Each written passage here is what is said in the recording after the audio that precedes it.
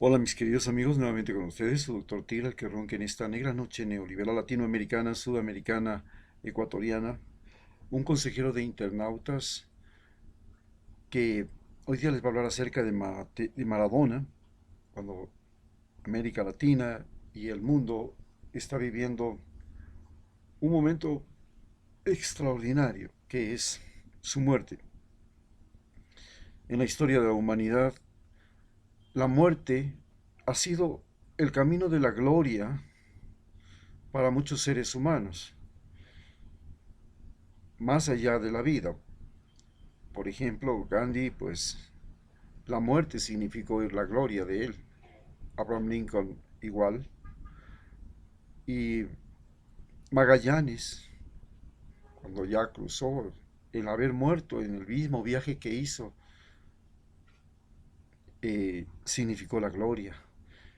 Mientras estoy hablando con ustedes, estoy viendo por televisión el traslado de su cuerpo al cementerio en Buenos Aires. Hablar de Maradona es hablar de el Espartaco del fútbol, porque a diferencia de otros jugadores, de otros deportistas, Maradona, eh, igual que todos los jugadores del mundo, era un gladiador, pero en el tiempo de los romanos el gladiador era un asesino. En cambio, en los tiempos modernos, el gladiador es un jugador de fútbol. Igual que los gladiadores, se luce en un estadio gigante. Los estadios de fútbol son los más grandes de todos los países. Aquí en Ecuador lo es. Son los más grandes estadios que tenemos, los de fútbol.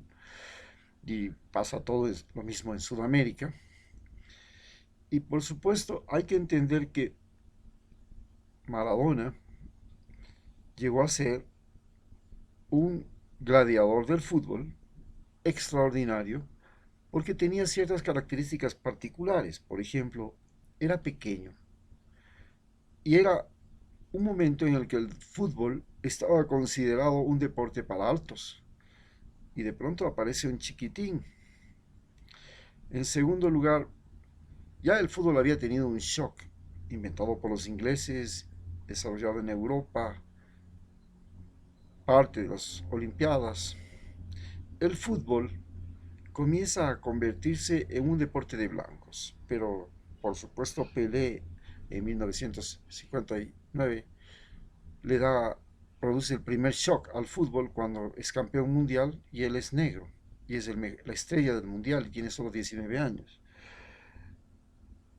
Pero Maradona también produce un shock en el fútbol porque cuando llega se convierte en un individuo que valía no solamente por su habilidad, por su espíritu, por sus genialidades, sino que, igual que otros argentinos que han conmovido el mundo, como el Che Guevara, que era su ídolo, como Facundo Cabral, un cantante sin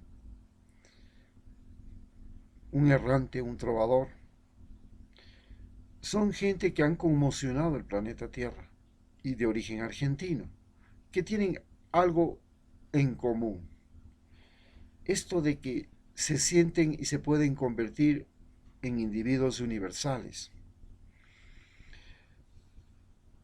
Desde el punto psicológico, era un individuo altamente emocional, conflictivo, irreverente, incontrolable, pero con una gran capacidad de empatía con la gente. Esta, esta virtud, esta inteligencia emocional altamente desarrollada, a más de la inteligencia física, es lo que le permitía a él llegar a las multitudes. Desde el punto de vista social, todos sabemos que vino de la pobreza, de un barrio miseria, una de las villas miseria de la ciudad de Buenos Aires, que en su vida siempre fue un renegado, y fue un renegado primero de la clase pobre, no quería seguir siendo un pobre explotado, y después Fue un renegado de la clase rica, dominante. No quería y nunca quiso ser un explotador. Pero además tuvo algo muy importante, una identidad con los más débiles. Y esta identidad con los más débiles, porque él fue un hombre débil, un hombre pequeño, se tradujo en una identidad con Fidel y con Cuba. ¿Por qué? Porque igual que él, Cuba es una pequeña isla situada delante de la mayor potencia económica mundial, la mayor potencia militar mundial, Estados Unidos. Ni siquiera hay algunos estados que siquiera son más pequeños que Cuba. Cuba es pequeño, con pocos habitantes, y se atreve a retarle a Estados Unidos. El hecho simplemente de ser un atrevido, un David frente a Goliat, es lo que le hace identificarse con Fidel. Y luego se identifica también con Chávez, porque nuevamente se pone del lado de David frente al gigante Goliat.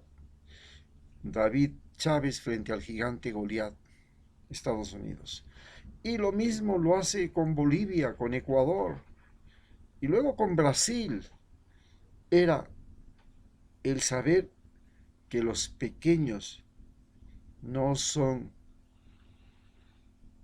presa fácil. Esto es lo que le lleva a identificarse con el socialismo latinoamericano. Por supuesto, convierte al Che en su ídolo. ¿Y por qué el Che es su ídolo? Porque igual que Mahatma Gandhi, el Che, Mandela, inclusive el mismo Abraham Lincoln, Simón Bolívar y otros, pero inclusive genios como Van Gogh o actores como Charles Chaplin, tienen la particularidad de que, al igual que Cristo, su espíritu es más grande que su cuerpo. Y cuando el espíritu, como decían Mahatma Gandhi, Mahatma, alma grande, cuando el alma es tan grande que no cabe en el cuerpo, entonces tenemos seres humanos diferentes.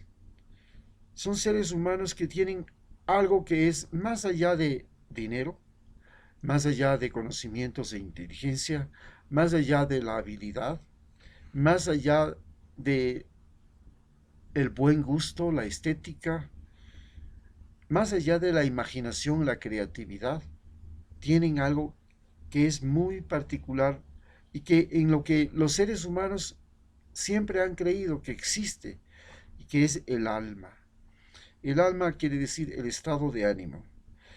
Cuando los seres humanos piensan que tienen algo que es más grande que su propio cuerpo, que es su alma, fue lo que les llevó a los católicos a pensar que eso era real. Y los católicos, los cristianos en general, veían que la muerte no significaba sino liberar esa cosa que era más grande que ellos, su propia alma. Y hubieron muchísimos santos, muchísimos apóstoles que se sacrificaron, que murieron, porque el alma estaba más allá de su cuerpo. Esta particularidad de ser un ser humano que tiene algo que es más allá de que su habilidad, más allá que sus conocimientos, más allá que sus destrezas, más allá que su encanto, más allá que todo eso, que está dentro de su cuerpo y que lo hace visible, lo hace grande, Mahatma, es lo que hoy día estamos viendo. La muerte, que para muchos significa un castigo bien merecido. Hablamos de Hitler, de Mussolini, hablamos de otros dictadores, Pinochet, que la muerte les llegó, aunque tarde, debió haberles llegado mucho más temprano. Pero la muerte para unos es la ratificación de su desgracia de ser humano. Seguramente en Ecuador, si se muere Lenin Moreno, pues la gente va a celebrar, no va a lamentar. Y si se muere Trump durante las elecciones, que estuvo a punto con el COVID, pues todo el mundo esperábamos que se muera para celebrar. Hasta yo le dije que en paz descanse y a fuego lento goce, pero si no le puedo decir eso, le dije, tendré el gusto de decirle cuando se vaya, chao, chao, bambino. Bueno, esto es lo que ahora en cambio vemos en Maradona. Su muerte lo único que ha hecho es liberar el espíritu de aquel individuo que luchó contra la idolatría, porque lo querían convertir en un ídolo, como lo han convertido a Maradona y a otras estrellas, en donde el marketing está detrás y ellos tienen que responder a un marketing, a una publicidad, a un esquema, y son ídolos fabricados. Él se luchó contra para no ser un ídolo fabricado, y entonces todo el mundo cuando lo veía derrumbarse por las drogas decían es un ídolo con pies de barro. Sí, luchó contra la idolatría. Luego luchó contra otra maldición del siglo XX, las drogas. Las drogas se apropiaron de él. ¿Y cómo se apropiaron de él? Porque fue contratado por un equipo que comercializaba drogas, la Camorra italiana era dueña del Napoli. Cuando hizo lo extraordinario que fue derrotarle a Italia en el Mundial de Italia, y eso fue algo imperdonable para los italianos, la Camorra se encargó de llevarlo al infierno de las drogas, de castigarlo de esa forma.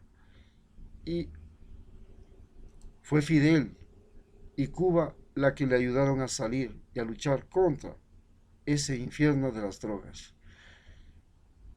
Después tuvo que luchar, y con mucha más dificultad, contra el problema del sobrepeso, que es otra tragedia de la humanidad en este momento. Y luchó contra el sobrepeso, pero desgraciadamente el sobrepeso lo venció.